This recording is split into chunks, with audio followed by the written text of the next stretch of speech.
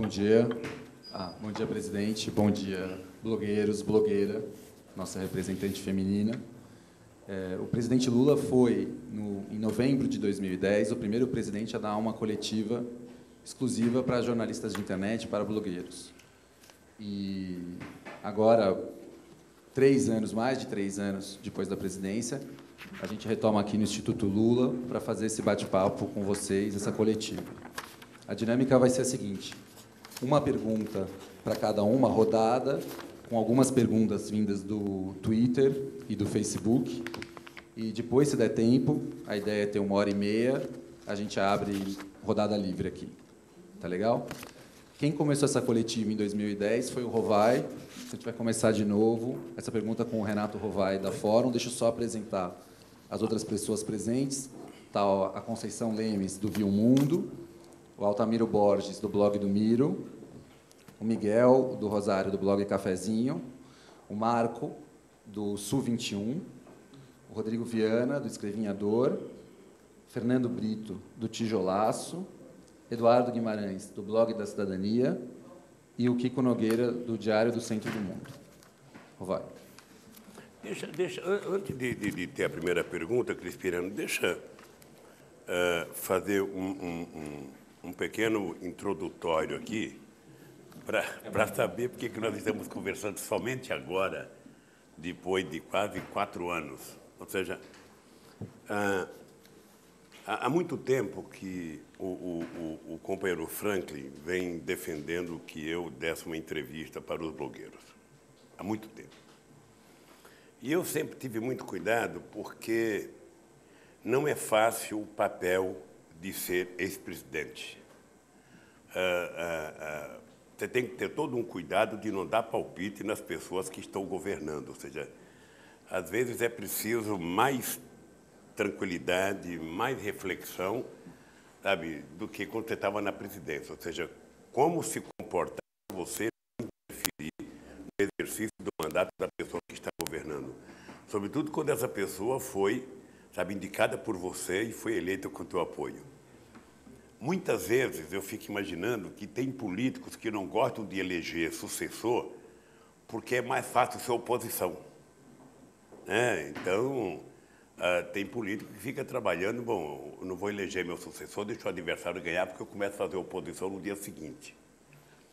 E eu, então, eu sempre tive em mente que era preciso, e eu uma vez ouvi isso em Davos do Bill Clinton, ou seja, eu fui perguntar para o Bill Clinton uma história do Bush sobre a guerra do Iraque.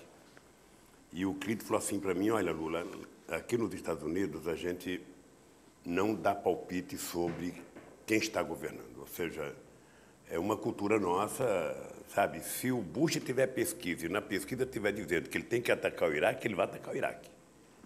Sabe? Agora ele está governando, é um problema dele e tal. E eu acho que eu vinha com a ideia de que era preciso que a gente, no Brasil, aprendesse, sabe, ao sair da presidência, sabe, saber ser ex-presidente. Não ficar dando palpite, tomar cuidado para não fazer interferência, tomar cuidado para não brigar. A tendência natural é a criatura, sabe, o criador e a criatura, sabe, se degladiarem alguns meses depois. Ou seja, vocês são testemunha que não houve falta de vontade de quem quisesse fazer briga entre a Dilma e eu. E eu, sinceramente, não via nenhuma razão de brigar com a Dilma. Eu disse um dia que, se por acaso tivesse divergência entre a Dilma e eu, ela estaria certa, então a divergência acabaria. Então eu resolvi não falar com a imprensa. Nesses anos todos eu tenho evitado falar, eu tenho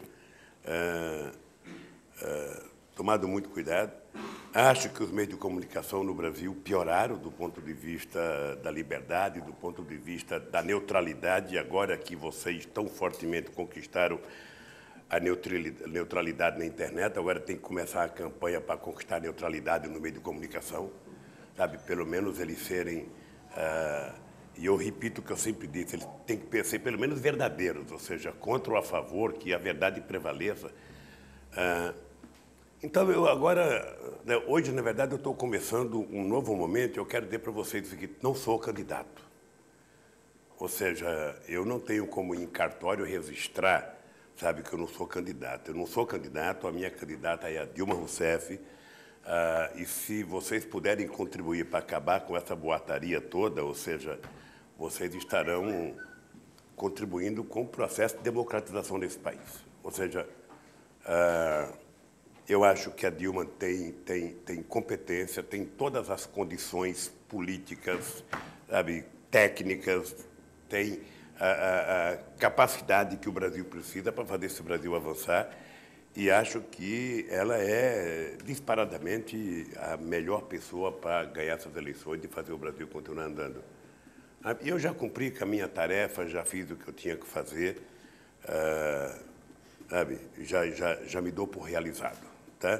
Então, eu queria dizer isso para abrir para vocês, perguntar o que quiserem, como quiserem, do jeito que quiserem.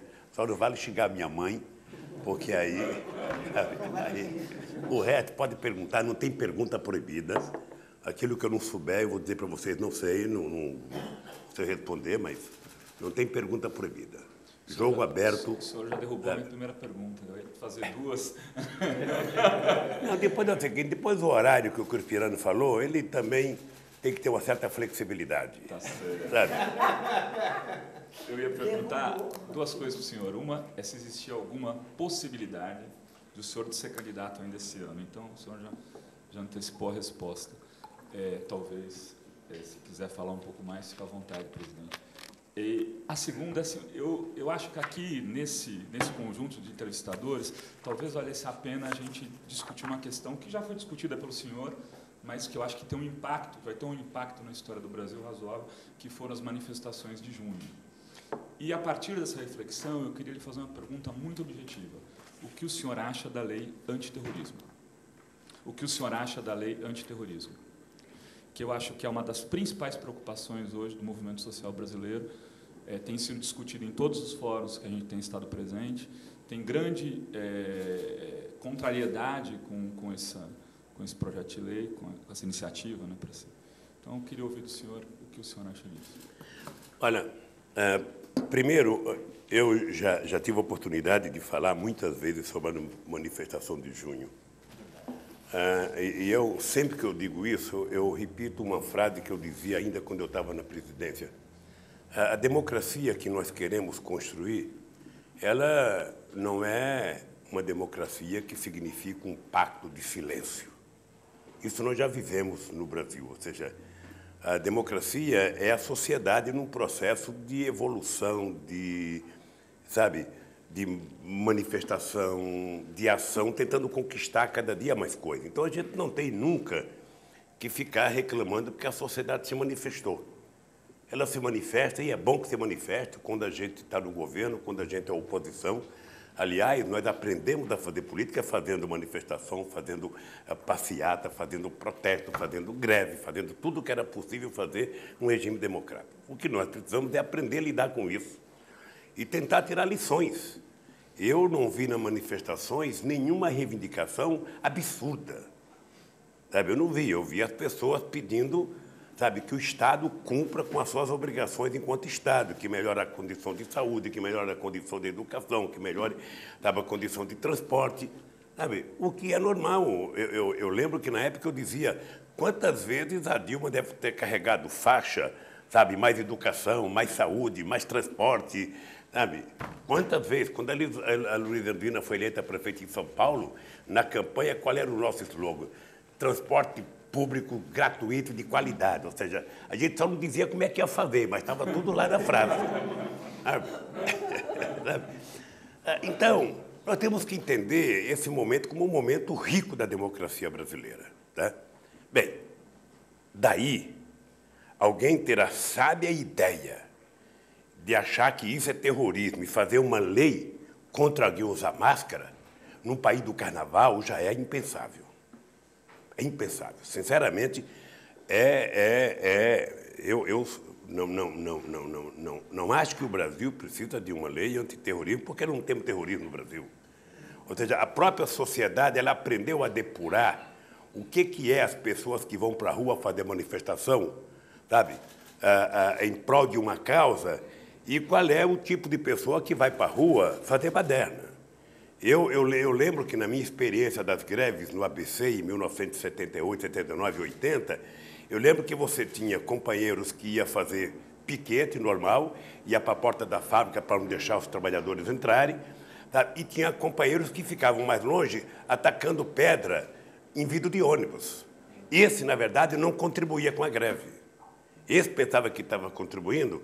Eu não esqueço nunca quantas vezes eu estava na porta da ex-Brastemp, lá no centro de São Bernardo, fazendo assembleia, e os motoristas estavam em greve, e vinha companheiros com bolinha de aço, com estilingue, quebrar o vidro do ônibus.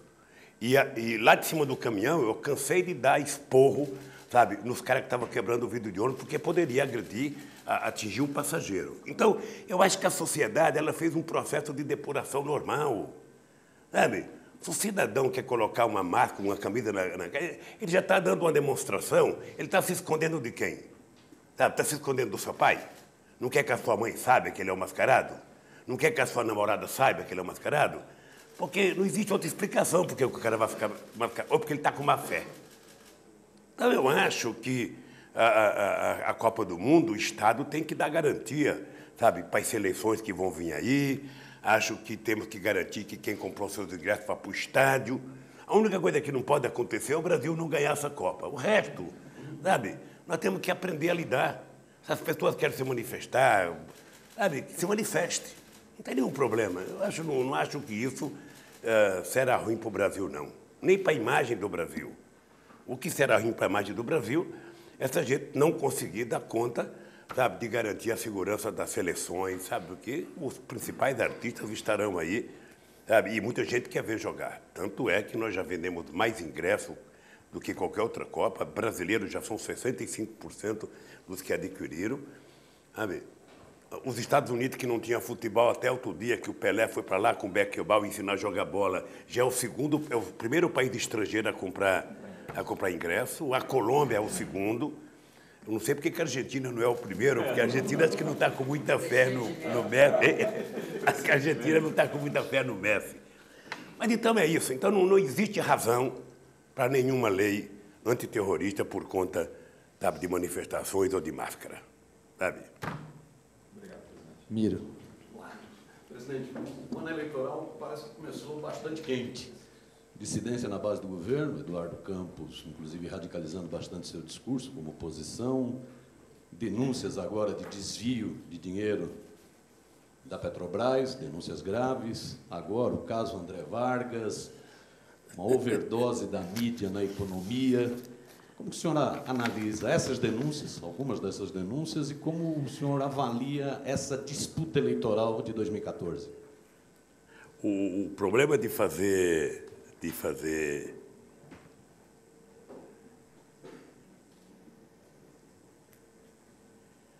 uma pergunta só, você fez 4 perguntas. Então, primeiro, todos vocês sabem que eu sou amigo pessoal das pessoas. Eu, na minha idade, aprendi a fazer relação humana e não tem nenhuma razão para não gostar das pessoas. Se as pessoas não gostam de mim, é outro problema. Eu tenho uma belíssima relação com o Eduardo Campos, já tinha uma bela relação com o avô dele, com o Miguel Arraes. Sou agradecido a tudo que ele contribuiu com o meu governo. Ele deve ser muito agradecido a mim por tudo que eu contribuí para o desenvolvimento de Pernambuco e do Nordeste. E eu lamentei que ele tenha se afastado da base para ser candidato de oposição à presidenta Dilma. Eu, sinceramente, somente o tempo e somente ele é que vai dizer por que ele resolveu antecipar um processo que poderia ter sido um processo natural da continuidade da aliança PT e PSB. Porque na hora que rompe com o PT, não tem nenhum sinal de ir mais para a esquerda, ou seja, o sinal é todo para ir mais à direita. Eu sinceramente, não entendo. É engraçado, a Marina eu entendo, porque a Marina eu convivi com a Marina e com a Dilma, sabe, 2 ministras minhas, eu sei uma parte da divergência que tinha entre as duas, mas o Eduardo eu não compreendo. De qualquer forma, sabe, eu espero que ele faça campanha, sabe, se ele está fazendo uma campanha de apresentação, tudo bem. Agora, a verdade é que eu acho que a Dilma precisa continuar governando esse país para que o país não seja pego de sobressalto, sabe? E a gente não ter continuidade ao que está acontecendo no Brasil. Depois, se eu tiver a oportunidade, eu vou dizer o que eu acho que a imprensa não fala do que está acontecendo no Brasil. Né? Aquele negócio que a Luísa Trajano falou, sabe? Você só mostra o copo vazio, não mostra nunca o copo cheio, é uma coisa que eu gostaria de...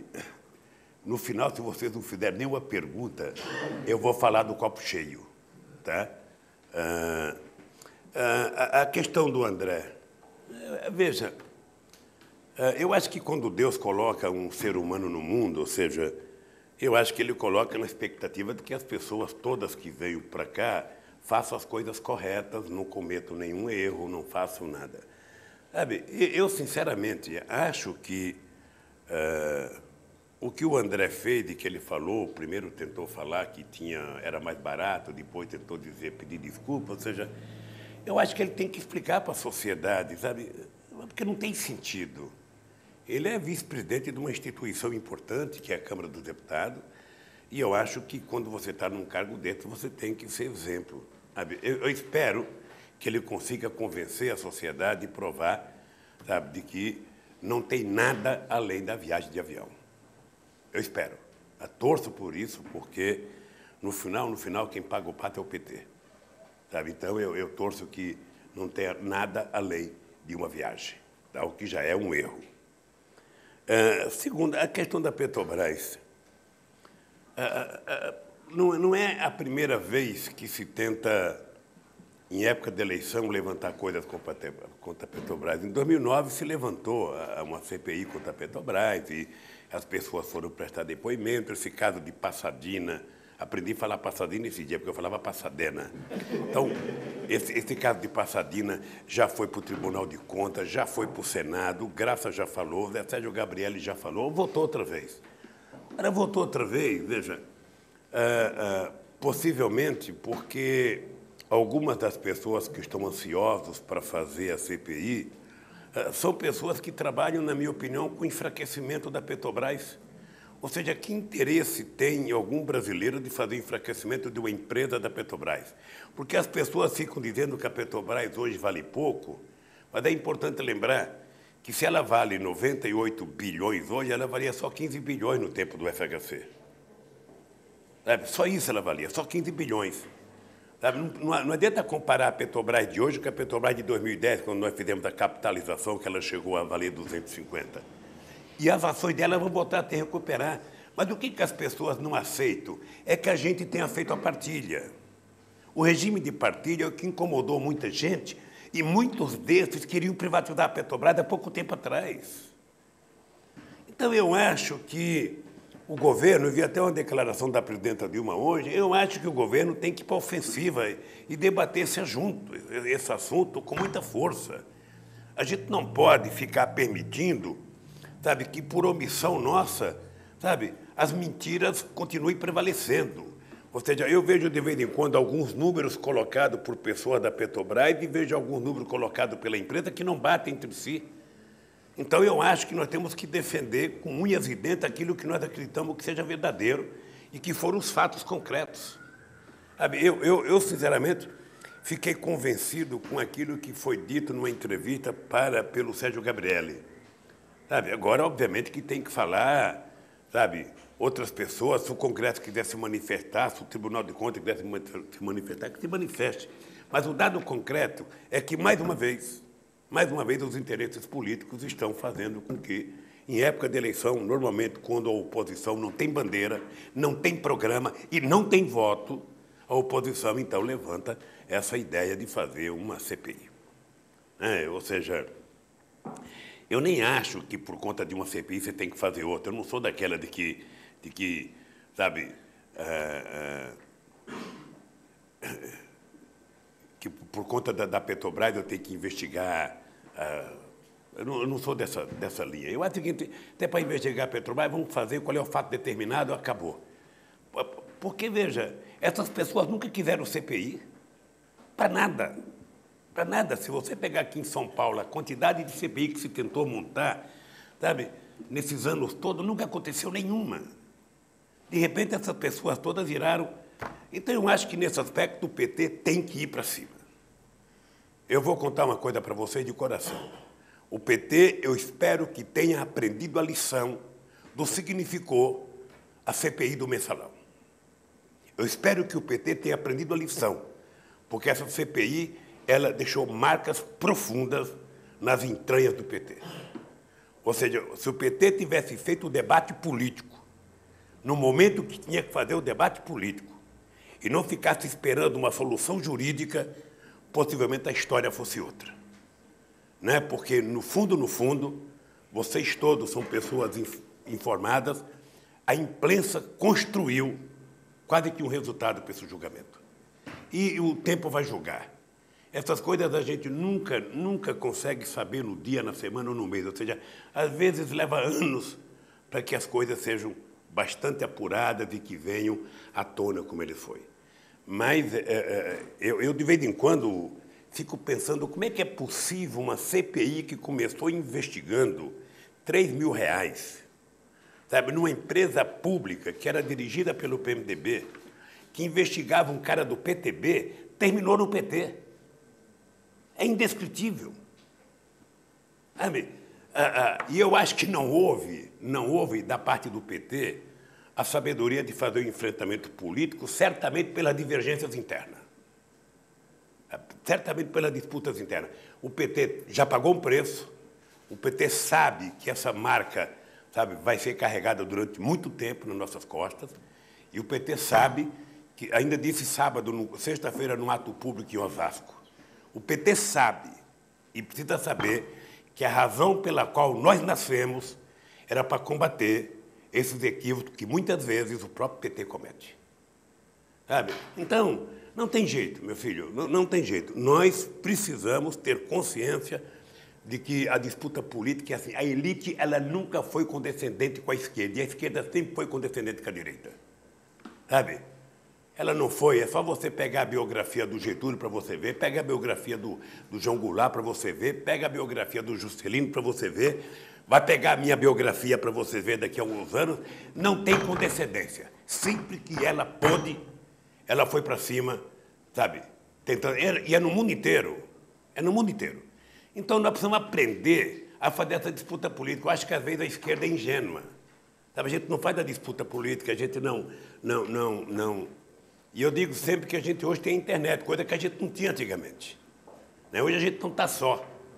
Você veja, cadê o blog da Petrobras? Que foi tão importante em 2009, naquela CPI. Sabe? Então, você percebe? As coisas precisam voltar a acontecer, as pessoas precisam levantar a cabeça e brigar de verdade. É isso que eu acho que tem que acontecer. Sabe? Por isso, eu acho que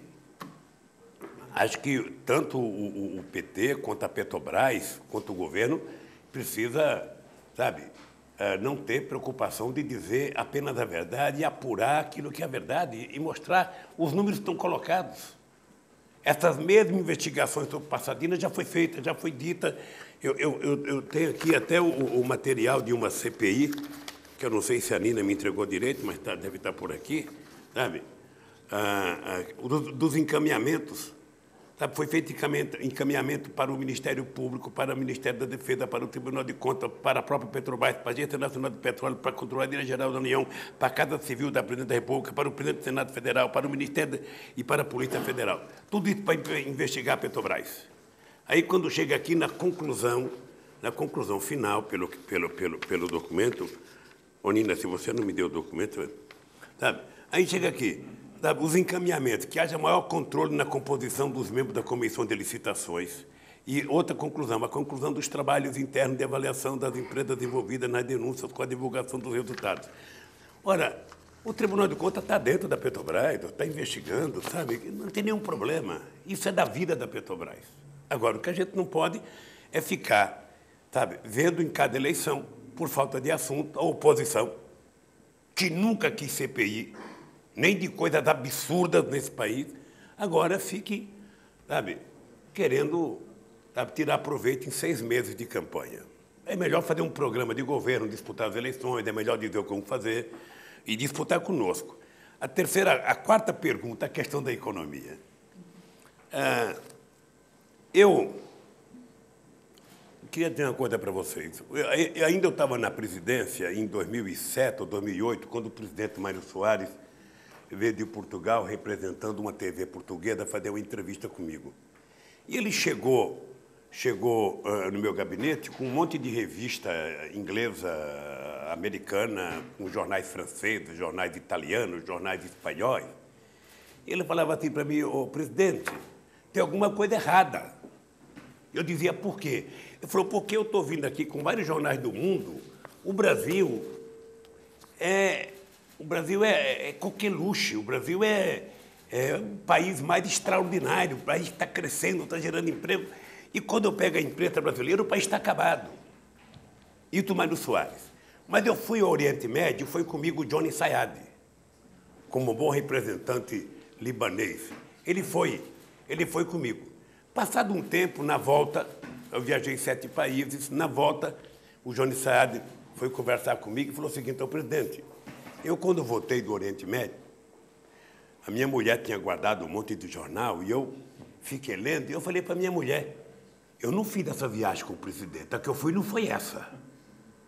É isso de um homem que é dono de um canal de televisão, ou seja, ele achou tão absurdo o que a imprensa tinha dito da viagem, que ele falou: eu não fui nessa viagem. Então a economia brasileira é o seguinte: a economia brasileira não está crescendo a 5% como nós gostaríamos, não está crescendo a 4% como nós gostaríamos. Agora, qual a economia que está crescendo como a brasileira? Quantas estão crescendo mais do que o Brasil? Pega o G20 para saber quantas estão crescendo mais do que o Brasil. Você vai achar a China. E a China é sempre um pouco suspeita, porque a China, sabe, a China não tem sindicato querendo aumento de salário, a China não tem as coisas do Congresso Nacional votando, a China não tem o tanto de obstáculos que nós temos aqui, que nós mesmos criamos. Ou seja, então é muito mais fácil fazer economia na China, tá, do que fazer num país democrático, né? As pessoas não dão importância.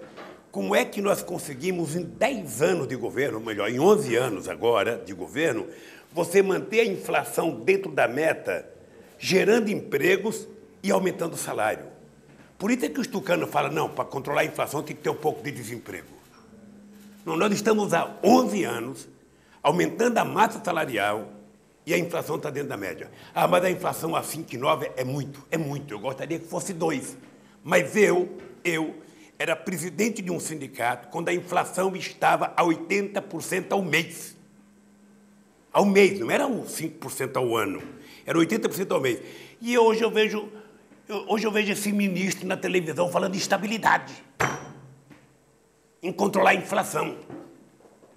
Ele foi ministro quando a inflação era 80% ao mês. Eu recebia meu salário, eu corria no Macro, na Via Anchieta, para comprar tudo que não era perecível, até papel higiênico era demais que eu comprava, para evitar que o salário fosse corroído pela inflação.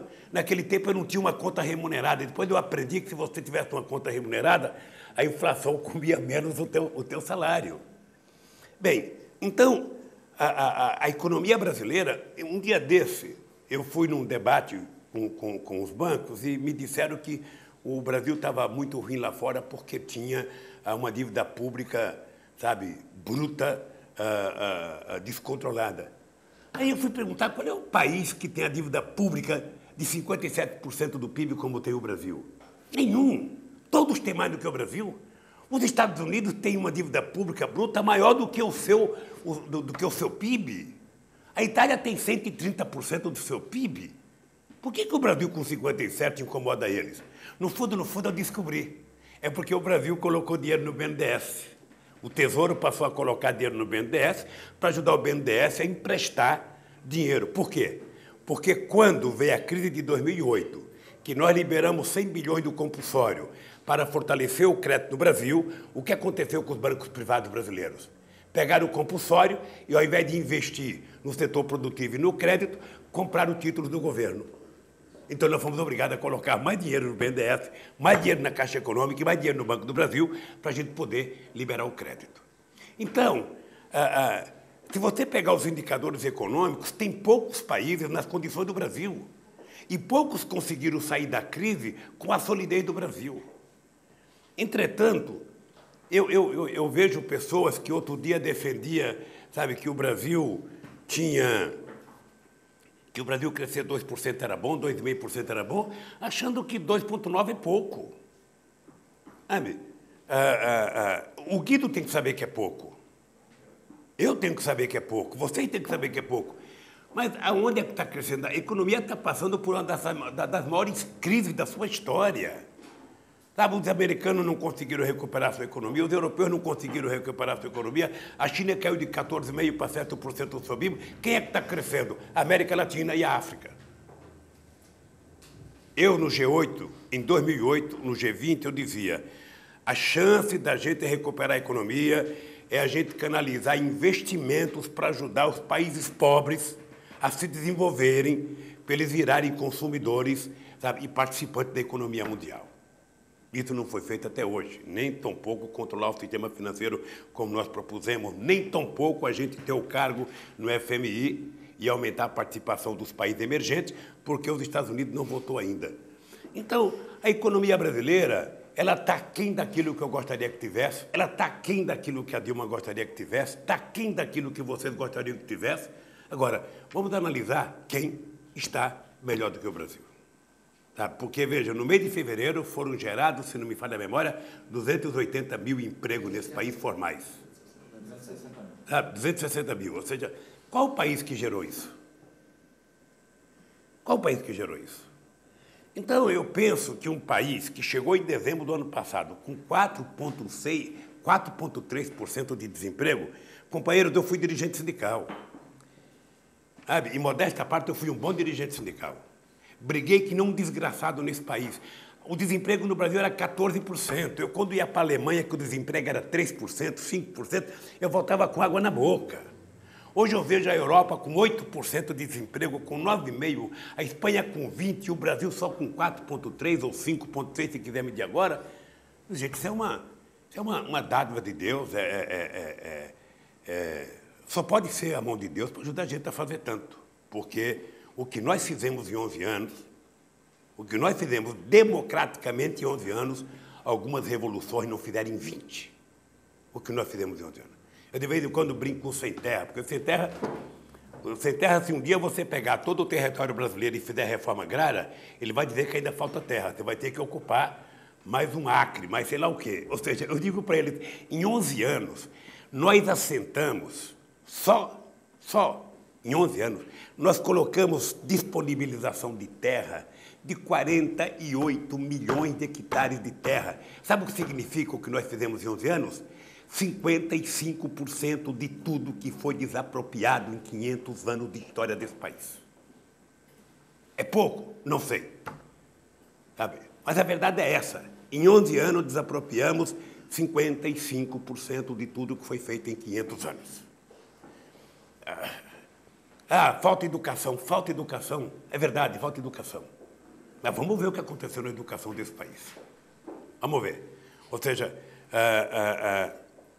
nós, em 11 anos, nós fizemos o dobro daquilo que foi feito no século passado. Saímos de 3 milhões de estudantes universitários para 7 milhões, ou de 3,5 para 7,5. Nós saímos de 140 escolas técnicas para 365 escolas técnicas. É importante lembrar que o ministro da Educação, Paulo Renato, em 98, fez uma lei proibindo o governo federal, sabe, cuidar do ensino técnico. Nós tivemos que desfazer a lei.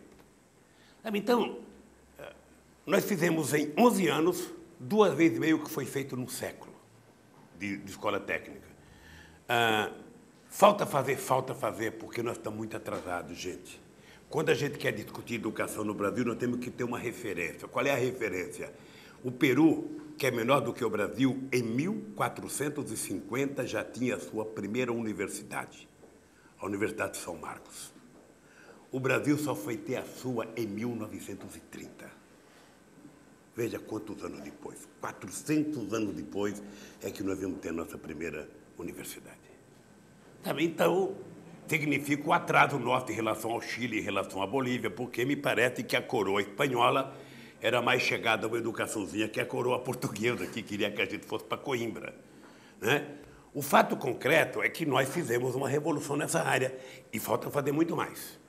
Nós precisamos fazer o triplo. É por isso que foi colocado o dinheiro do royalty do petróleo para que a gente resolva o atraso da educação brasileira. Isso está ligado ao desenvolvimento da economia brasileira, sabe? Que a gente tem que pegar o que aconteceu de período, sabe? A economia brasileira, eu fico vendo na televisão, hoje eu vejo mais televisão do que eu via, vejo, sabe? Tenho mais informação hoje, mas eu fico vendo os opositores, porque de vez em quando você tem que saber o que eles falam da gente. Eu vejo coisas absurdas, as pessoas se queixam porque tem muito carro na rua. Obviamente tem muito carro na rua. A gente licenciava 1 milhão e 700, hoje licencia 3 milhões e 800, obviamente que tem carro na rua. Sabe? Mas tem muita gente no aeroporto, virou rodoviária. Obviamente que virou rodoviária. Você tinha 48 milhões transitando nos aeroportos, hoje você tem 120 milhões por ano. Sabe? Os portos estão superados. Obviamente que está. Você tinha 570 milhões de toneladas por ano, hoje você tem 1 bilhão de toneladas por ano. Sabe? Está faltando mão de obra qualificada. Ótimo! Esse é um bom problema, porque você tem que formar. Porque há 20 anos atrás a gente era mão de obra formada trabalhando, vendendo cerveja na rua, engenheiro vendendo coco na praia, engenheiro sendo analista de banco. Não é isso? Então, hoje, você tem um problema, sabe, que é o seguinte, o povo quer mais. O povo quer mais demanda. Então, nós temos que dar essa demanda e atender. Então, é isso que eu vejo da economia brasileira, sabe? Nós poderíamos estar melhor, sabe? Aqui é o seguinte, e a Dilma vai ter que dizer isso na campanha claramente, sabe? Como é que a gente vai melhorar a economia brasileira? É isso, querido. Conceição. Presidente, um dos temas dessa campanha, obviamente, vai ser a área da saúde, né? Todas as pesquisas mostram que a saúde é a principal preocupação dos brasileiros hoje em dia. E isso tanto dos usuários do SUS quanto dos usuários dos planos de saúde. Já que o mercado brasileiro ele foi invadido por planos de baixa qualidade, que deixam o usuário na mão, quer dizer, na hora em que ele mais precisa, obrigando esses usuários a irem para o SUS, que é subfinanciado. Ao mesmo tempo, nós temos os profissionais de saúde, tanto da área pública quanto dos planos de saúde, se queixam. Os profissionais do sistema público pela falta de uma carreira no SUS. E os profissionais de saúde da área dos planos de saúde se queixam porque o salário que pagam para eles é um salário aviltante, né? Quer dizer, as consultas são aviltantes. O que o senhor acha dessa situação? Conceição, eu já vivi 3 experiências na minha vida. Eu, quando cortei esse dedo aqui, eu era um peão, trabalhava na Metalúrgica Independência, aqui perto, na Avenida Carioca, e eu fui para um pronto-socorro, acho que era umas 3 horas da manhã, e naquele tempo, ou seja, o médico poderia ter aproveitado esse toquinho do meu dedo aqui, ter ficado primeiro com um toquinho para coçar o ouvido aqui, ou seja, mas eu acho que naquele tempo era mais barato arrancar o dedo inteiro. Ele pegou a junta aqui, arrancou, sabe, resolveu o problema dele e resolveu o meu. Então, eu tive um tratamento como peão de fábrica na saúde e tive um segundo tratamento que foi quando a minha mulher morreu, sabe, no Hospital Modelo aqui em São Paulo, no parto. Ou seja, ela... Eu nunca quis discutir isso, porque depois da morte não adianta ficar discutindo quem foi culpado ou quem não foi culpado, mas eu acho que ela não deveria ter morrido no parto, porque era impensável uma pessoa dentro do hospital morrer num parto. Você poderia fazer qualquer coisa e não deixar a pessoa morrer. E morrer ela e a criança. Então, eu tive esse tratamento. Depois, eu tive o tratamento como presidente do sindicato. Eu já podia ter um plano médico, sabe, mais barato, sabe, mas já não era, sabe, um tratamento, eu diria, como eu tinha resolvido os dois. Na medida que você vai crescendo... Não, e depois eu tive o terceiro tratamento, que foi o tratamento do Lula já famoso. Né? Aí tem tudo, aí, sabe? Você tem tratamento, você, depois do Lula presidente, tem que ser assim, o presidente é muito bem tratado. Então, eu sei quais são os níveis de tratamento que tem o ser humano nesse país. E os planos de saúde não resolvem os problemas. Sabe? Não resolvem o problema. Toda vez que você vai universalizando o acesso das pessoas às coisas, você vai colocando uma quantidade enorme de gente no sistema e você vai diminuindo a qualidade. Quando Humberto Costa era ministro da Saúde, quando o companheiro Temporão foi ministro da Saúde, sabe, o que a gente discutia, e também com o companheiro Padilha, o que a gente discutia? Não é possível você levar saúde de qualidade às pessoas se não tiver dinheiro. Permitir que um ser humano tenha acesso à alta complexidade e ao tal dos especialistas precisa de dinheiro. Ou seja, ninguém, a não ser o presidente da República e a não ser um grupo de profissionais, sabe, ficou incomodado quando acabaram com a CPMF. Por que acabaram com a CPMF? Aquilo implicaria em aumentar o lucro das empresas? Era só 0,38% da movimentação, sabe, de cada financeira, sabe, das pessoas? Não, no fundo, o objetivo de acabar com a CPMF era tentar evitar a maior fiscalização do governo no processo de sonegação de impostos nesse país. Agora, o que eles fizeram quando acabaram com a CPMF? Eles tiraram, só naquele ano, o equivalente a 50 bilhões de reais da saúde. Se você somar 4 anos de mandato, são quase 200, se você colocar o aumento, são mais de 250 bilhões da saúde que foram tirados no meu mandato e que não foram colocados. Então, aí tem setor de classe média que fala o seguinte, não, eu tenho uma boa saúde porque eu pago. Não é verdade. Aquilo que a gente paga num plano de saúde, a gente desconta no imposto de renda e a gente passa a ter o privilégio que o pobre não tem. Eu, quando eu for no Sírio-Libanês fazer check-up, eu chego lá, os melhores médicos e as melhores máquinas. Né? Porque é o seguinte, para fazer um check-up hoje, ninguém pergunta mais o que você tem. Você está com dor de barriga, você está indo ao banheiro, você está urinando bem, ninguém pergunta mais isso. Você chega lá, o cara fala máquina 1, pá, máquina 2, pá, máquina 3. Você passa numa série de máquinas, tira exame de sangue, o cara te dá o resultado. Está aqui, ó. Você está bom ou está mal. O povo não tem acesso a isso. O povo não tem acesso a isso. E se não tiver dinheiro, a gente nunca vai conseguir fazer com que ele tenha. As pessoas falam, mas é falta de gestão. Possivelmente tem um pouco de gestão. Possivelmente tem um pouco de gestão. Mas é dinheiro de verdade. Ou nós compreendemos que é preciso colocar dinheiro para pagar melhores os médicos.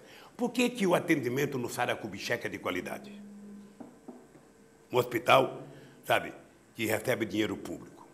É porque lá os médicos são profissionais em tempo integral, não podem trabalhar no outro hospital, é só lá. Sabe? E aí a coisa melhora de qualidade.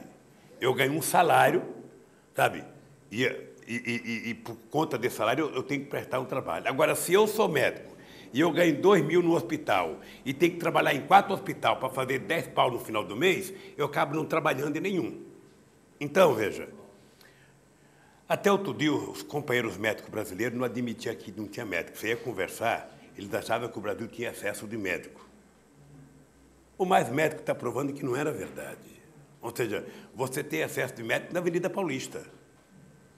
Né? Você tem excesso de médico nos bairros de classe média alta, mas na periferia, eu lembro quando a Luísa Erundina era prefeita, era difícil você convencer um médico a ir para a periferia.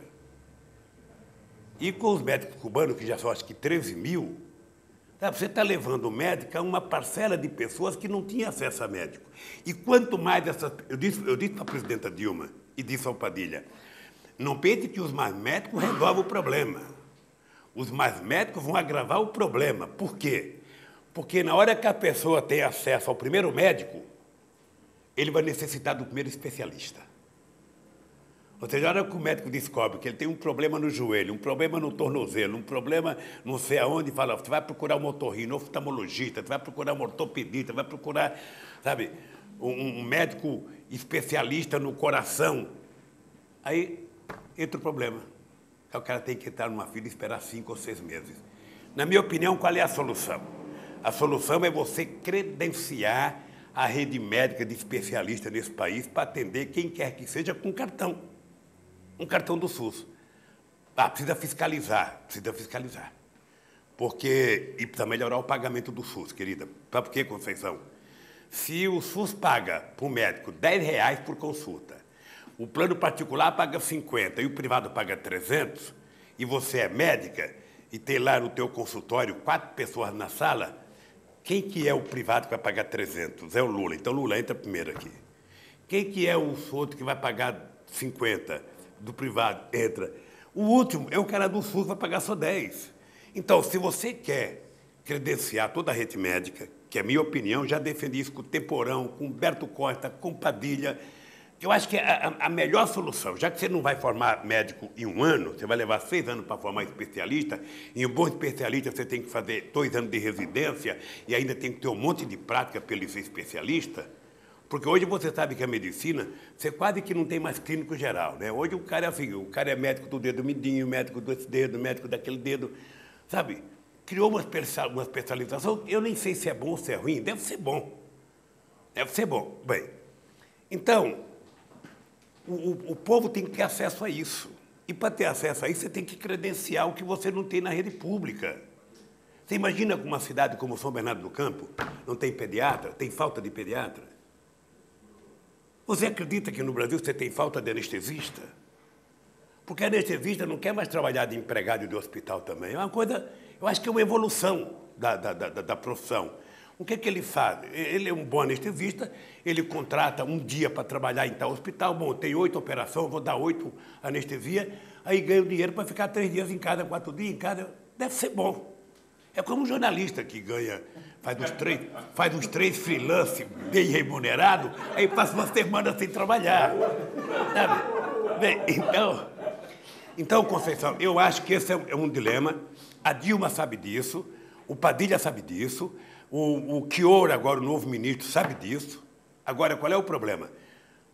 Nem todos os governadores cumprem a emenda 29, que obriga que eles coloquem 12% do orçamento na saúde. Alguns tentam maquiar. Isso vai aparecer na campanha agora. Porque nós tentamos regular a emenda 29 várias vezes e não conseguimos, porque tinha 12 governadores no Brasil que não contribuíam.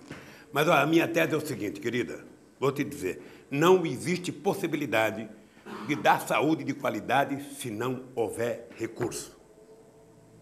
A coisa mais fácil é alguém dizer, mas o governo tem muito recurso. Porque o governo parece aquela vaca do Uber desse tamanho que, não sei se vocês ouviram falar, vocês são muito jovens, que Cuba tinha uma vaca famosa chamada Uber Branca, que disse que dava 103 litros de leite por dia. Ou seja, então todo mundo acha que tem dinheiro de sobra e não tem. Sabe? A saúde custa caro, o médico precisa ser bem pago, precisa ter equipamento, precisa ter grandes laboratórios, para que todo mundo tenha acesso. E o SUS, se vocês um dia conheceram bem o SUS é motivo de orgulho desse país. Poucos países têm um sistema de saúde pública como o SUS, que atende, sabe? Porque também, Conceição, é que só aparece coisa ruim da saúde, ou seja, ninguém vai fotografar um cara que saiu com vida. Eu, quando estava internado, as pessoas só queriam saber se eu estava morrendo, ninguém ia para quando o Lula sarou, sabe? Ninguém quer ir no hospital saber o seguinte, tem 1000 pessoas que sobreviveram hoje, mas tem uma que morreu, é essa que é a notícia. Sabe? Só aparece coisa ruim da saúde, e tem muita coisa boa também. Tem muita coisa boa. E, obviamente, que também tem muita carência. E todo mundo sabe disso. A Dilma sabe, as pesquisas sabem, os governadores sabem, os prefeitos sabem. Todo mundo sabe. E o usuário sabe muito mais do que todos nós. Tá? Mas eu acho que precisa, na minha verdade, mais recursos para a saúde. Eu tentei propor, depois que perdi a CMF, criar um imposto 0,10% no cheque só para a saúde, destinado à saúde. Aprovamos um plano,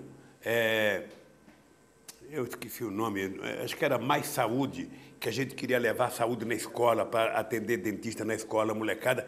Em 54, sabe, eu estudava aqui na Vila Carioca e tinha dentista na escola. Tinha dentista na escola. Ou seja, por que a gente não pode voltar a ter dentista na escola? Por que a gente não pode voltar a ter médico? Por que a gente não pode fazer exame de vista na escola? A própria professora pode fazer aquele exame da tabela com o aluno, sabe? Tudo isso a gente tentou criar quando eles barraram a CPMF. E aí tudo ficou parado. Mas esse é o tema de todas as campanhas, de todas as... É o tema da eleição municipal, da eleição estadual, da eleição, da eleição federal. E eu acho que é um grande tema. Foi da minha campanha em 2002, foi da minha campanha em 2006, foi da minha campanha em 2010, vai ser da campanha em 2014 e vai ser até quando a gente resolver definitivamente a questão da saúde. E quanto mais gente a gente colocar no sistema, mais a gente vai ter que fazer investimento na saúde. Não existe forma barata de resolver o problema da saúde no Brasil. Nós inventamos uma coisa chamada UPA, não sei se vocês já visitaram algumas. Aqui em São Paulo, não sei quantas tem, mas já tem um monte aqui em São Paulo, que é tentar pegar por bairro, você fazer uma unidade de pronto atendimento, sabe, em que a pessoa chega nesse pronto atendimento, se ela tiver um problema mais grave, a própria ambulância da SAMU pega essa pessoa, leva interna no hospital. Não fica correndo atrás, não, vai direto para o hospital. Eu acho que já deve ter umas 500 UPAs no Brasil. O SAMU é uma coisa de sucesso extraordinário, sabe? Dá a impressão que o SAMU é uma coisa... Nunca ninguém falou que foi o governo que criou o SAMU. Dá a impressão que aquilo é o seguinte, está lá. Está lá. Então, tem essas coisas, Conceição. Esse é o tema da campanha. E os três candidatos sabem disso. Os três candidatos sabem disso. Os três candidatos, a Dilma é presidente, os dois já foram governadores e viveram o problema de saúde nos seus estados. E, portanto, eu acho que todo mundo vai ter que fazer uma boa proposta para a saúde. E eu os alerto, sem dinheiro não tem melhoria na saúde de nenhum país do mundo. É isso. Presidente, a gente está pegando perguntas também pelo Twitter e pelo Facebook, com a hashtag Lula ao Vivo. E o André Coelho, pelo Twitter, mandou a pergunta: como avalia o cenário no Rio de Janeiro? Candidatura do Lindenberg é mesmo para valer? Ele que diga isso para o Lindenberg, o que ele vê. Olha, eu acho que é para valer, ela já está colocada, é irreversível. Tem muitos candidatos no Rio de Janeiro, obviamente que o candidato do governador, o Pezão, é uma pessoa que eu tenho uma profunda relação de amizade com ele, teve uma relação comigo durante 8 anos das melhores possíveis, ou seja, o Rio de Janeiro foi um estado em que, possivelmente, proporcionalmente, foi o estado que mais recebeu recursos do governo federal, porque eu sempre achei que o Rio de Janeiro tinha sido mais prejudicado, porque deixou de ser capital, perdeu o estado da Guanabara, ou seja, foi lá que nós perdemos a Copa do Mundo de 50, ou seja, eu achava que o Rio de Janeiro precisava ter um processo de recuperação e por isso fizemos muito investimento. A minha relação, tanto com o Sérgio Cabral quanto com o Pezão, foi muito grande. Você tem o Crivella, que é uma boa pessoa, foi um senador de muita qualidade, de muito respeito com o governo, que é candidato, é o que está em primeiro lugar na pesquisa. Você tem o Garotinho, que já foi governador, você tem o César Maia, que já foi prefeito, e você tem o Lindenberg. Sabe? É muito difícil você pegar um jovem de 40 anos de idade, com a impetuosidade do Lindenberg, no meio do mandato ele não tem nada a perder, só tem a ganhar. Ou seja, e fala, ele não vai ter candidato. Ele acha que é o momento dele. E eu acho que ele é um candidato bom. Pode tomar cuidado que ele vai crescer. Vai crescer e pode até ganhar as eleições. Eu só espero que a disputa seja mais civilizada, que ele e o Pezão, sabe, estabeleçam uma conduta que permita quem não for para o segundo turno ajudar o outro, se os dois forem se respeitarem, porque eu acho que o Brasil está precisando de muita seriedade na questão da política. Fernando Brito, do Tijolaço. Presidente, vou fazer duas perguntas. A primeira, eu acho que tem até a ver com essa história do copo vazio. O senhor, no governo, enfrentou dois períodos. Um primeiro em que o senhor teve que vencer desconfianças, resistências do mercado, e um segundo em que o senhor teve que vencer as mesmas resistências com uma aposta na sua própria autoridade pessoal. Eu me recordo perfeitamente que na crise de 2008, o senhor, no início do ano, estava ridicularizado pela imprensa por prever que aquilo seria uma marolinha. O senhor teve que enfrentar, a imprensa dizia que não é possível, a maior crise do mundo, o presidente do Brasil diz que vai ser uma marolinha, o tsunami vai virar uma marolinha. O senhor teve que enfrentar as resistências do sistema financeiro, forçando a baixa de juros, indo publicamente numa cerimônia a cobrar, que não havia razão para o spread bancário ser tão alto no Brasil. O senhor forçou a entrada de recursos no mercado, o senhor agiu junto à Receita Federal para a liberação mais rápida de recursos, o senhor agiu junto ao BNDES, colocando recursos, e, embora o Brasil já apresentasse, no final do primeiro semestre de 2009, sinais de recuperação econômica, o discurso da imprensa, naquela época, no dia a dia, talvez fosse muito semelhante ao que é hoje, de prever a recessão, de dizer que o Brasil estava em recessão, de que a crise tinha se aprofundado a um ponto de levar o Brasil ao fracasso, e o senhor enfrentou pessoalmente isso, inclusive naquele famoso bate-boca com Agnelli sobre as demissões na Vale. A minha pergunta é: o senhor não acha que nós estamos aceitando o discurso vendido pela mídia, que o senhor tem criticado tanto, aceitando o discurso do Brasil em caos, do Brasil em pedaços, e não combatendo politicamente esse discurso, como o senhor fez naquele primeiro semestre e segundo semestre de 2009? E a segunda pergunta, que também tem uma relação filosófica com essa. Na segunda parte do seu mandato, a partir de 2007, com a descoberta do pré-sal, o senhor pegou a Petrobras e botou a Petrobras debaixo do braço. Andou todo dia com aquele barrilzinho de petróleo, mostrando para todo mundo. Não deixava-se inaugurar um registro, um poço, uma plataforma, um navio, sem a sua presença e sem a transformação daquele ato num ato de afirmação da soberania brasileira a partir da força da Petrobras.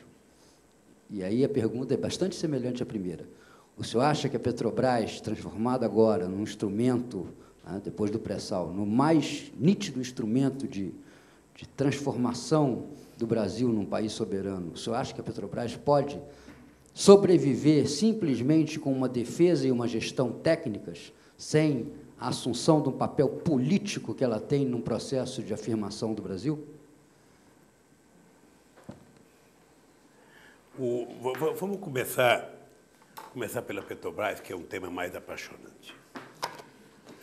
A Petrobras, ela é um motivo de orgulho nacional há muito tempo, desde que Getúlio pensou em criar a Petrobras.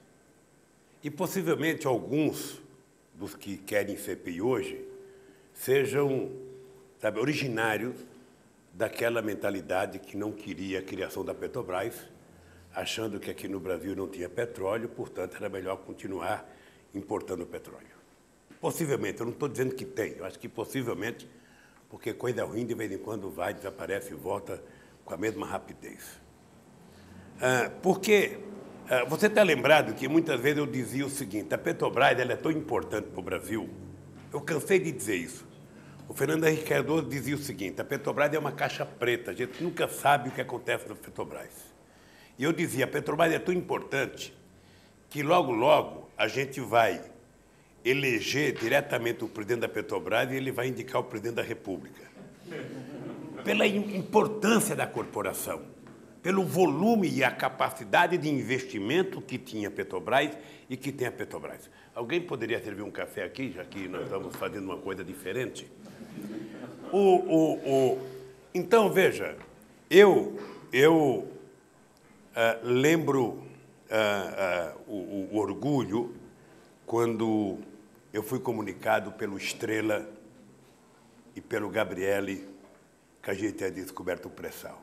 Eu não esqueço nunca o dia, acho que era umas 7 horas da noite, quando eles foram me apresentar os estudos sísmicos que eles fazem, aquele negócio do fundo do mar, e dizendo que aqui tem petróleo, aqui tem petróleo. Eu fui para casa e eu não acreditava. Eu não acreditava, eu falava, puta, mas logo na minha gestão a gente vai descobrir essa coisa do pré-sal. Eu quase que dei para a Marisa, me belisca aqui, vê se tem. Porque eu achava uma coisa extraordinária, porque, veja, eu já tinha feito campanha em 89, dizendo que o petróleo no Brasil acabaria em 2000 e não sei quanto. O petróleo do mundo iria acabar em 2030, não sei quanta reserva era para 20 anos, para 30 anos, e de repente a gente descobre, sabe, no pré-sal, uma quantia de petróleo que a gente ainda nem tem dimensão do que é. Um único poço Libra, sabe, tem de 8 a 12 bilhões de barris, quase que a nossa reserva de 50 anos. É uma coisa do outro mundo. Qual foi a minha primeira preocupação? Não permitir que o petróleo fosse utilizado, sabe, para que o dinheiro fosse empurrá-lo da rede pública, sabe, e fazer com que o Brasil se transformasse, sabe, a Petrobras numa empresa como a Pelmex no México, como por dinheiro e todo para a União. Ou seja, a primeira coisa que eu propus era criar um fundo para que a gente dedicasse investimento para a ciência e tecnologia, para a educação e para a saúde e a questão ambiental. Ou seja, ter o dinheiro utilizado, sabe, para cuidar dessas coisas, para tirar o Brasil do atraso e, ao mesmo tempo, garantir que esse fundo fosse uma espécie de um passaporte de futuro para os nossos netos e para os nossos filhos. Ou seja, que cada brasileiro tivesse um pedacinho daquilo, sabe, num grande fundo que poderia fazer isso. Foi a primeira preocupação que nós tivemos. Então, eu passei é porque vocês são jovens ainda e não lembram, mas a campanha de 2002 nós fizemos uma grande batalha para tentar provar que a Petrobras tinha condições de fazer plataformas e sondas aqui, de aumentar o conteúdo nacional. Aí eu lembro que naquela época o Grow, que já morreu, ou seja, era presidente da Petrobras, ele fez uma matéria na Gazeta Mercantil dizendo que era demagogia. Eu fui nas engenharias da Petrobras, eu fui na indústria naval, eu fui nos metalúrgicos e chegamos à conclusão que a gente tinha condição. Então, cada vez que eu ia numa plataforma, cada vez que eu ia numa sonda, para mim era o orgulho de um desafio vencido. Ou seja, nós provamos que era possível fazer conteúdo nacional. A Dilma ajudou muito nisso, porque ela que organizou, sabe, o Promimp para a gente poder fazer essas coisas. Então, eu ia em tudo, eu ia que era exemplo de pujança da Petrobras. Você tem noção do orgulho que eu tive quando nós fizemos a capitalização da Petrobras aqui na Bolsa de Valores? Foi a maior capitalização da história do capitalismo mundial. Eu falava com muito orgulho, não foi em Tóquio, não foi em Nova York, não foi no Wall Street, não foi em Frankfurt, foi exatamente, sabe, na Bolsa Brasileira que a gente fez o maior processo de capitalização da história do capitalismo mundial, elevando a Petrobras a uma condição extraordinária, sabe, no mercado. E fizemos isso porque nós acreditamos, sabe, que o que tem lá no fundo é a garantia de transformar a Petrobras numa das maiores empresas de petróleo do mundo durante muito e muito tempo. E eu também defendia, sabe, de que a gente tinha que fazer a coisa com muito cuidado, porque você está tirando petróleo a 6 mil metros de profundidade. Se tiver um vazamento ou alguma coisa, sabe, o estrago pode ser grande. Então é preciso que você, ao mesmo tempo que vá com sede ao pré-sal, você vá com sede também em tentar garantir que haja um sistema de proteção desse petróleo. Bem, e aí decidimos também que tinha que fazer refinaria, porque você não vai exportar óleo cru, você tem que exportar derivado para você poder aumentar, sabe, colocar valor agregado no nosso petróleo. Bom, e cada vez que eu ia, era para provar. A gente pode. Sabe, o Obama falou, o Obama é que popularizou essa frase, mas no fundo, a gente tem que colocar ela em prática. Eu queria provar o seguinte: a gente pode, sabe? A gente vai fazer. E a Petrobras é uma empresa que ela é muito poderosa, ela tem ramificações, sabe, que você entra num mandato e termina sem conhecer toda a Petrobras. Porque aquilo é uma máquina, sabe, e uma corporação muito forte. Então, é motivo de orgulho. Motivo de orgulho, por isso que eu ia muito na Petrobras, por isso que eu fazia acontecer, por isso que eu fiquei fã desse novo centro de pesquisa da Petrobras, do CEPS, que é uma coisa extraordinária. Por isso que eu fiz a Petrobras entrar no biocombustível, criei a indústria de biocombustível. Por isso que eu fiz a Petrobras gostar de etanol, que ela não gostava de etanol, só pensava em petróleo, sabe? Por isso que nós fizemos a Petrobras gostar de gás, que ela também não gostava de gás. Para ela era muito cômodo pegar o gás da Bolívia, e quando a Bolívia, sabe, começou a criar problema comigo, eu chamei a Petrobras, chamei a Comissão Nacional de Política Energética, que tem mais de 20 pessoas, e exigimos criar um programa, queríamos o Plan Gás, porque eu dizia, antes de terminar o mandato, eu quero dizer para o Evo Morales, eu não preciso mais do teu gás, então agora eu vou comprar, porque eu quero comprar o teu gás. Eu lembro que uma vez o pessoal queria que eu brigasse com o Evo, eu não queria brigar com o Evo. Eu não imaginava um metalúrgico de São Bernardo do Campo brigando com o índio da Bolívia. Por Deus do céu, eu falava, eu vou brigar com o Bush, eu vou brigar com o Chirac, eu vou brigar com o Rugital, mas com o Evo Morales eu não posso brigar. Então eu estava na Dinamarca, no dia que o Chaves esculhambou o nosso Senado aqui, não sei se vocês estão lembrados, sabe, que não tinha votado, o negócio dele foi para o Mercosul. O Evo Morales tinha ocupado a refinaria. Aí eu chamei o Evo no meu apartamento, o Evo foi, estava inclusive acho que estava o Raul Castro, não sei se estava o Raul, e chamei o Chaves. E eu falei, Evo, esse aqui é o mapa da América do Sul, querido. Sabe, você está com uma espada na minha cabeça, Evo. Você está fazendo pressão, porque, sabe, eu acho que não vou brigar pelo gás. O gás é teu, você tem direito no gás. Portanto, nós não temos nenhum problema em devolver o gás para você, ou seja, fortalecer a tua empresa, mas eu quero que você saber que nós dependemos do gás e eu quero um tratamento de respeito, porque senão eu vou colocar uma espada na tua cabeça, Evo. Aí eu falei, Evo, como é que eu vou colocar uma espada na tua cabeça? Olha o mapa da América do Sul, Evo. Dá uma olhada aqui. Você quer exportar teu gás para quem?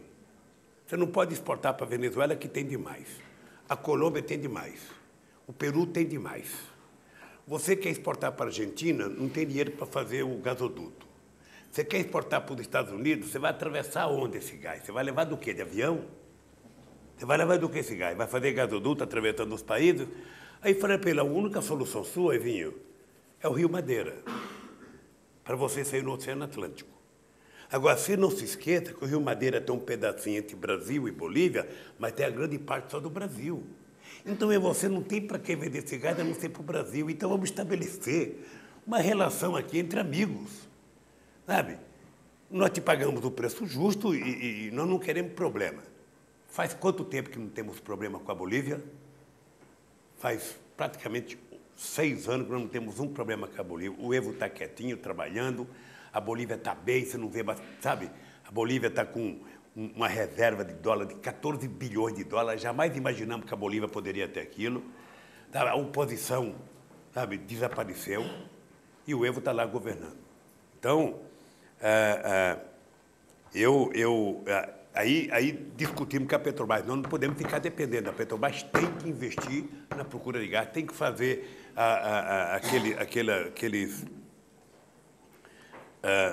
um processo de regasificação de gás aqui no Brasil e hoje estamos tranquilos nessa relação também. E eu espero que com o pré-sal a gente tenha muito gás e que a gente não devolva o gás, a gente possa tirar o enxofre que ele tem e utilizar o gás para a gente baratear o preço da energia no Brasil. Então, era isso que eu tinha na Petrobras, era a recuperação da autoestima de uma empresa que é patrimônio desse país, é orgulho nacional, é a única empresa que levou gente na rua, que fez passeata, que fez protesto para a gente construir essa empresa.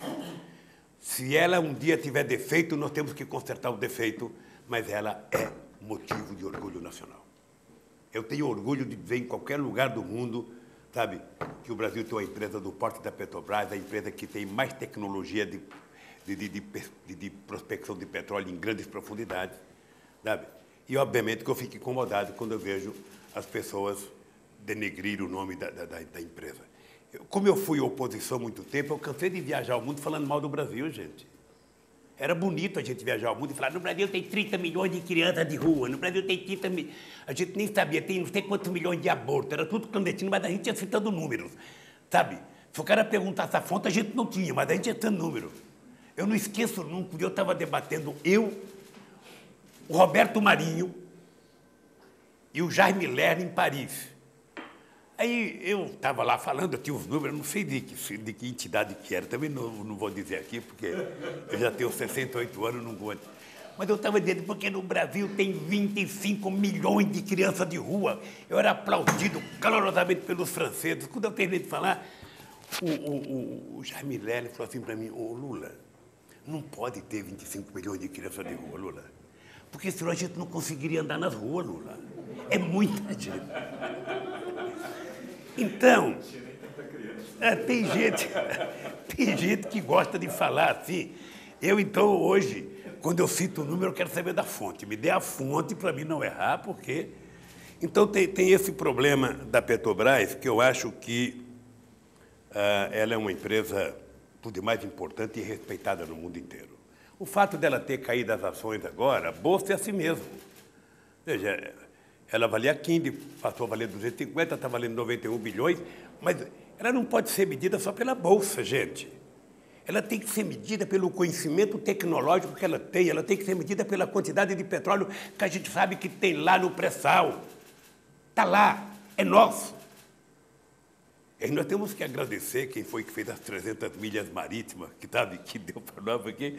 Se a gente não tivesse as 300 milhas marítimas, a quarta frota americana já estava abortada em cima do pré-sal. Já estava lá em cima do pré-sal, lá, achando que era deles. Então, o Brasil tem que ter dimensão do significado da Petrobras e do patrimônio que a Petrobras tem, sabe, acumulado. Não fique impressionado. De vez em quando me liga uma pessoa, ô Lula, o que eu faço, sabe? Tinha um chinesinho que falava assim para mim, onde eu aplico meu dinheirinho? Eu falava, em bolsa, na Petrobras. Quando a Petrobras começou a cair, o que eu faço? Fica com o dinheiro na Petrobras, não tira. Você não vai vender, porra. Deixa o dinheirinho aí, a Petrobras tem mais chance de futuro do que eu, porra. Então, é por isso que eu ia muito na Petrobras. Não ia com coragem, não, eu tinha um medo desgraçado de ir naquelas plataformas. No pré-sal é 300 quilômetros Oceano Atlântico adentro.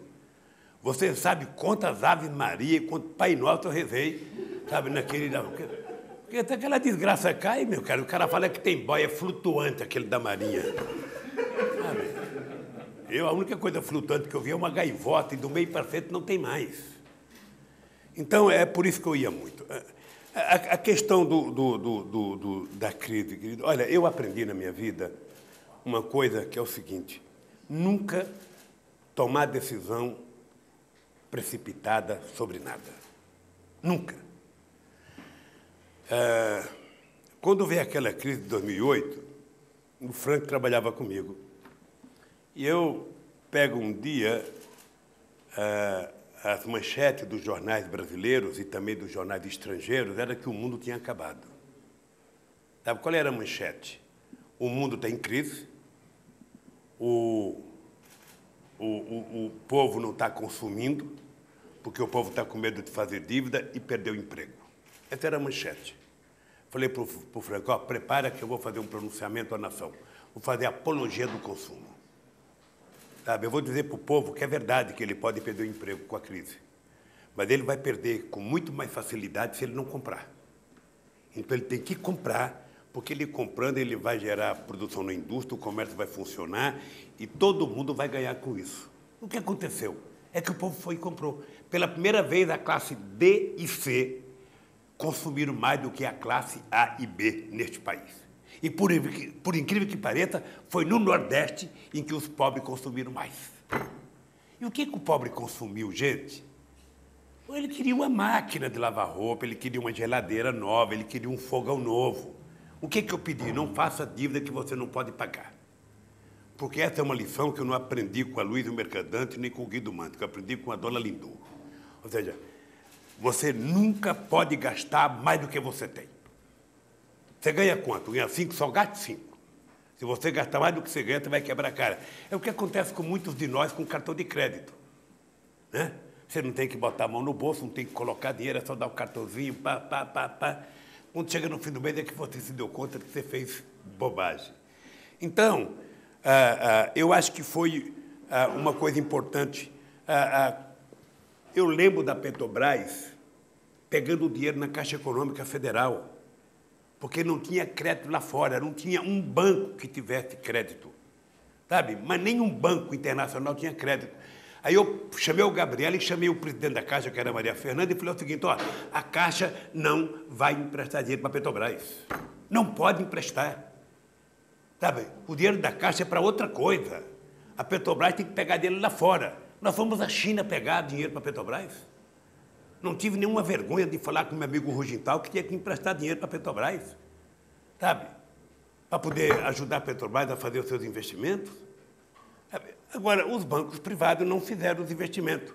Eu lembro que quando começou a parar carro usado, porque você sabe que pobre é assim, né? Pobre tem um carro usado, ele tem que vender o usado para comprar um novo, não é isso? Então, o Banco Votorantim tinha uma carteira de carro usada de 90 bilhões de reais. E parou. Parou. Então, eu entrei em contato com o Banco do Brasil, não era o DIDA ainda, e eu perguntei se o Banco do Brasil tinha... Eu não esqueço nunca, porque eu conto isso como piada. Perguntei para o DIDA se o Banco do Brasil tinha condição de financiar carro utilizado. Então, o Banco do Brasil me respondeu que nós não temos expertise. Até brinquei, eu falei, o que é expertise? Aí o cara falou. Aí eu falei, então vamos comprar essa expertise. O Banco Votorantim está quebrado, sabe? Vamos entrar de sócio, compramos 50% do Banco Votorantim para fazer funcionar. Compramos a Caixa aqui em São Paulo, que também estava numa situação difícil. Ou seja, nós fizemos o sistema voltar a funcionar. Companheiro, deixa eu dar um dado para vocês, que é um dado significativo. Em março de 2002, esse gigante chamado Brasil, que era tido pela elite brasileira como um país de economia capitalista, só tinha 380 bilhões de reais disponibilizados para crédito. 380 bilhões de reais disponibilizados para crédito em todo o sistema financeiro. Hoje, esse mesmo Brasil tem 2 trilhões e 700 bilhões de reais disponibilizados para crédito.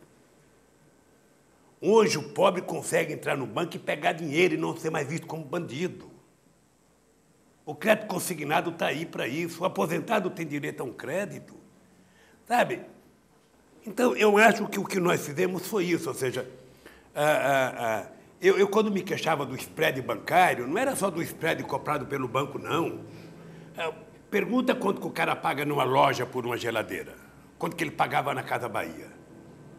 O que eu estranhava era que você via deputado fazendo discurso todo dia contra a Selic, e ninguém fazia discurso contra 150% do spread que comprava numa geladeira da pessoa, sabe? Numa máquina de lavar roupa. Eu acho que o Brasil ficou bem mais civilizado hoje, está muito mais moderno, está muito mais sério, sabe?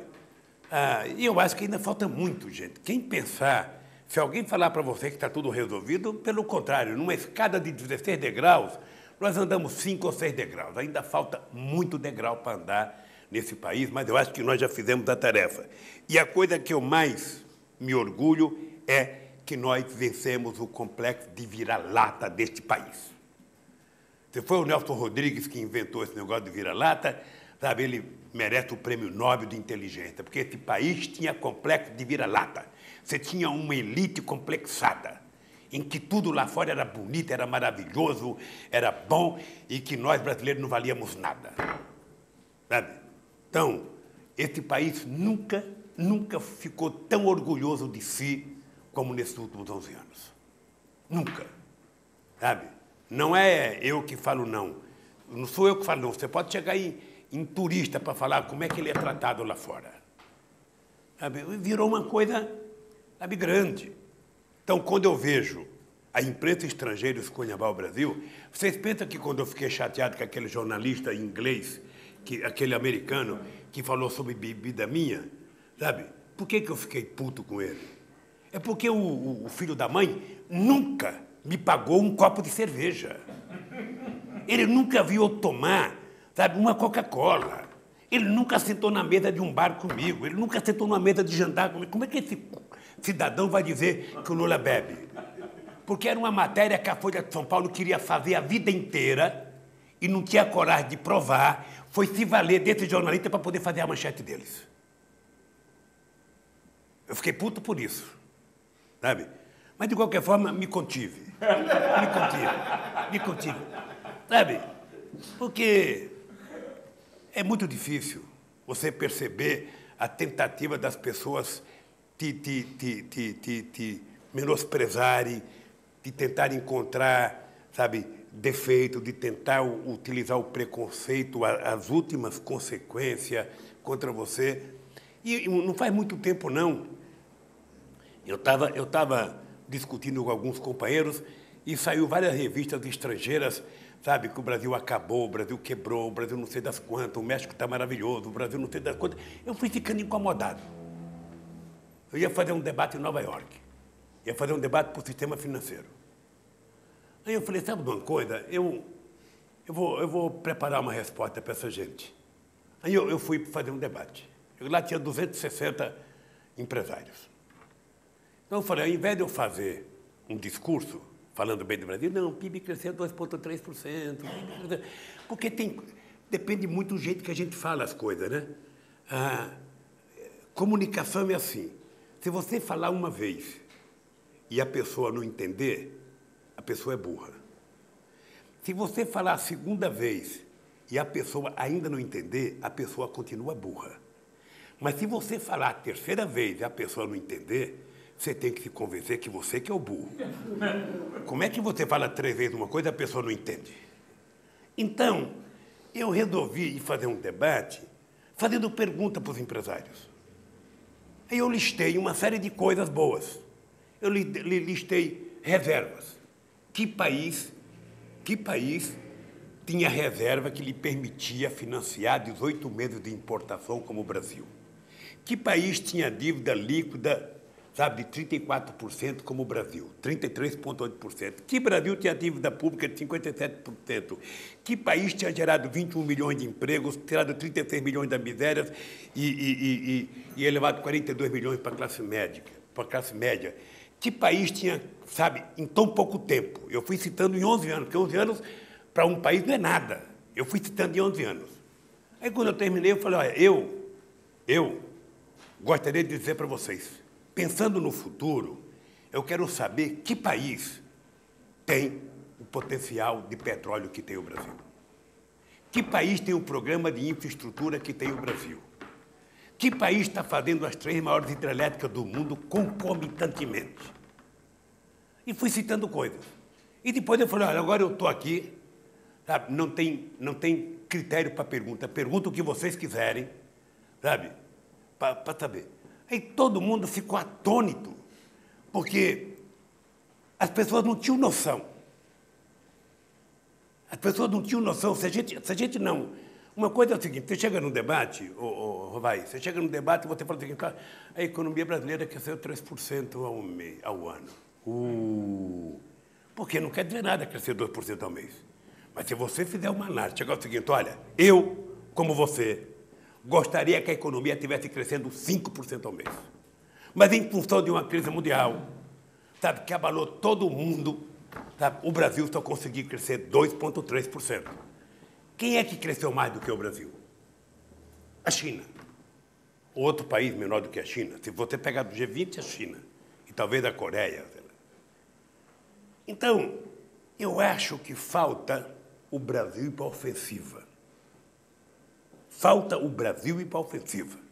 Quem gosta de nós somos nós. Quem nos ama somos nós. Quem tem que estar preocupado com o comércio brasileiro é o Brasil, não é os Estados Unidos. Os Estados Unidos ele quer vender mais do que comprar. A Alemanha quer vender mais do que comprar. Quando a gente vê a Europa, a gente fala que o Brasil deveria só negociar com a Europa, com os Estados Unidos, o Brasil não deveria se meter com a África, com a América do Sul. Hoje, o nosso comércio com a América Latina é maior do que o nosso comércio com a Europa e maior do que o nosso comércio com os Estados Unidos. Eu, quando fui para o Chile agora, eu descobri uma coisa fantástica. A França é muito grande, quase 60 milhões de habitantes. O nosso comércio com a França é 10 bilhões. Com o Chile é 10 bilhões. O nosso comércio com a África era 5 bilhões, hoje é quase 30 bilhões. Então, o Brasil não pode ficar dependendo de ninguém, o Brasil tem que ir à busca, tem que ir à luta. Essa é uma coisa que eu aprendi na vida, sabe? É o seguinte, Fernando, não existe possibilidade de você conquistar espaço na política porque alguém te deu espaço. Tem que ir atrás. Tem que ir atrás, tem que brigar, e a gente tem que ter orgulho de ser brasileiro. E isso eu acho que foi o que fez o Brasil virar o que virou, sabe? Eu, quando ia no G8, eu era a única coisa diferente lá. Eu era o único que não tinha diploma universitário. Eu era o único que conhecia o chão de fábrica. Eu era o único que tinha feito greve. Eu era o único que tinha morado numa casa que entrava um meio de água dentro. Porque quando eu vou nos movimentos, eu falo para as pessoas, não se queixe para mim não, porque eu sei o que é acordar meia-noite com 1 metro de água dentro de casa, com um rato, sabe, subindo na tua cama, com barata subindo na tua cama, com fezes saindo do vaso sanitário. Cansei de acordar. Na Vila Carioca, na Ponte Preta, sabe, não foram poucas as vezes. Tirar minha mãe, sabe, de noite no escuro. Bem, então, eu era o único nessa turma que tinha vivido isso. Então, eu acho que talvez por isso eles também me trataram, eu não me queixo de ninguém, me trataram muito bem. Poderiam não ter tratado se eu não fosse tudo isso, mas eles sabiam da minha origem. Então, quando eu falava as coisas, sabe, de um mundo que eles não tinham visto ainda. Agora, no G20, quem era o único cara que recebia dirigente sindical? Era eu. Era a única referência que os sindicalistas do mundo inteiro tinham para conversar sobre o problema deles, era eu. Sabe? Eu espero que tenha mudado, eu espero que agora tenha uns 20 lá para receber os dirigentes sindicais, porque eu também provocava muitos dirigentes sindicais. Sabe, essa crise, ela não é de vocês, vocês não criaram, mas ela vai arrebentar nas costas de vocês. Porque quem paga o prato é o trabalhador. Aí, quando você chega numa reunião, você fala o seguinte, esse mundo rico, na crise de 2008, sabe, jogou fora 62 milhões de postos de trabalho. Foi o que o mundo perdeu de postos de trabalho, 62 milhões. Esse país que vocês tanto criticam, chamado Brasil, nesse mesmo período gerou 11 milhões de empregos formais. É por isso, Fernando, que enfrentar as crises significa mais do que ficar quieto, significa brigar e persistir, sabe? Para esse país continuar crescendo, porque nós não vamos jogar fora o século XXI, querido. Não tem hipótese de jogar fora o século XXI. E a minha companheira Dilma tem clareza disso. E ela sabe que a gente vai ter que trabalhar muito mais para a gente poder fazer esse país voltar, inclinar outra vez e dar um salto de qualidade. O café esfriou, viu? Porra. Acho que vocês que perguntam demais. Tá tão quente.